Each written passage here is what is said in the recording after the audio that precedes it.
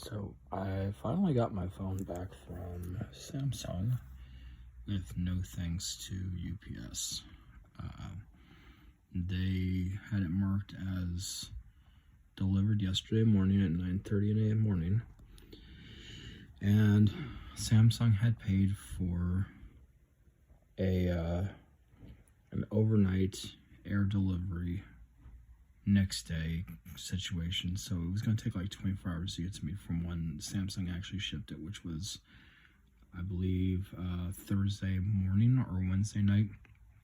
So it was supposed to be in Friday, basically. And you got a notice from UPS saying it was delivered at 9:30 in the morning. Well, my wife was outside, and there was no indication of my phone, no indication of UPS showing up. Nobody came by the house. 8 o'clock at night, still no indication of UPS. So I got on Twitter and I made a comment to UPS, and they told me to file a claim with Samsung, even though it was UPS's fault that the phone was lost. Got home from work tonight, took a nice glance across the street at my neighbor's yard, saw a package on their porch, and their address and my address are basically the same, except two of the digits are inverted, and people who deliver up here are not the brightest, and they will often put my stuff on somebody else's porch. So I went up to the neighbor's yard to go take a look. There's a large white box that says, "Please ship to," as my name, my address. Get it out the porch, crack it open. There's a smaller package inside of that it's like a UPS bubble mailer. Pull that out, and my phone's inside of that, and it's frozen. Like, not inoperable frozen, but it's 35 degrees here right now, and it's been on the porch long enough that the metal of the body was actually cold. As a little note to Samsung, though, maybe something a little more substantial than a pocket of foam. This is all my phone was in. There's my phone. It was just inside like that, with this folded over, and then that was tucked inside of a bubble mailer, which was folded in half and taped, and then that was tucked inside of a large white mailing box with no additional packing material. So, not the greatest packing job, but it made it here in one piece.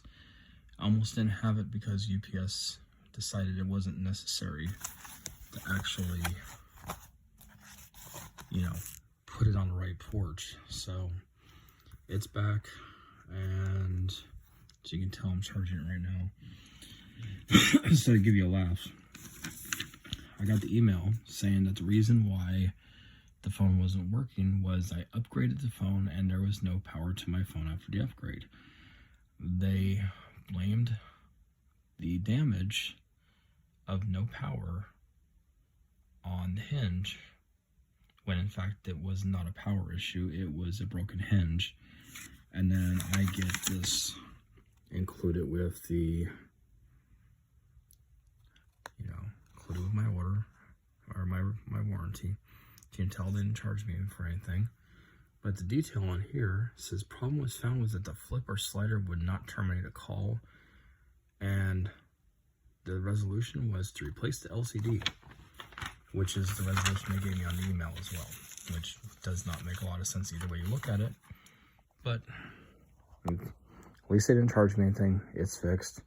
If it breaks again, I'll be contacting my insurance company and having them buy it off of me